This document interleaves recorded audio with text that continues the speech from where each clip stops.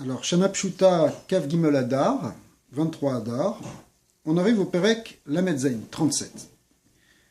Alors, on vient de parler à la fin du chapitre 36 de l'idéal qu'on atteindra au moment du Mashiach et de Triat Hametim, lorsque le corps lui-même recevra de manière complète la lumière divine. Ce que maintenant le Admor Hazaken explique, c'est que ce qui va rendre possible ce niveau, c'est en fait le travail qu'on fait actuellement dans la Mazé par les mitzvot qui permettent, les mitzvot concrètes, qui permettent d'amener la lumière de Dieu, puisque la mitzvah est le prolongement de la volonté divine, l'amener dans un acte matériel et donc dans quelque chose de matériel.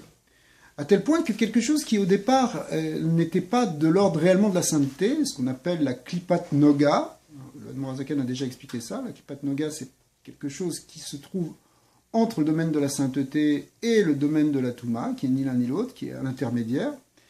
Et comme par exemple ici une peau d'animal, une peau d'animal avec laquelle on va pouvoir écrire des téphilines ou un Sefer Torah, eh bien, cette chose-là, qui était donc dans un niveau matériel, va maintenant rentrer dans le domaine de la sainteté, puisque cette peau d'animal va devenir maintenant un objet sacré, et il sera rentré, donc, il sera élevé dans un niveau dans un niveau kadosh, dans un niveau qui sera lié avec le divin.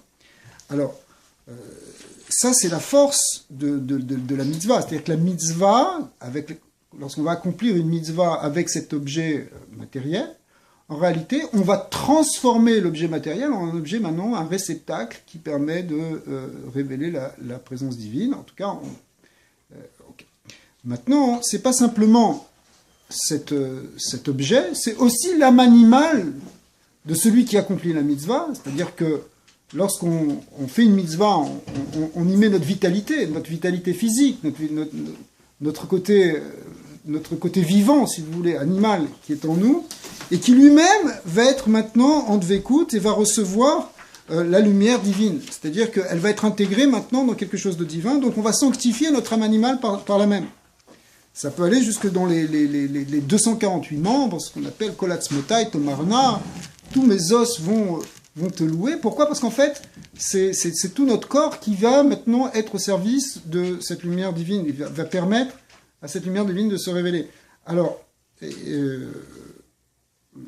la Tanya explique en plus que c'est pas simplement les mitzvot qu'on fait réellement physiquement, mais même lorsqu'on fait Shema Israël ou qu'on étudie la Torah, où a priori c'est pas quelque chose de physique, c'est plus quelque chose d'intellectuel ou de spirituel.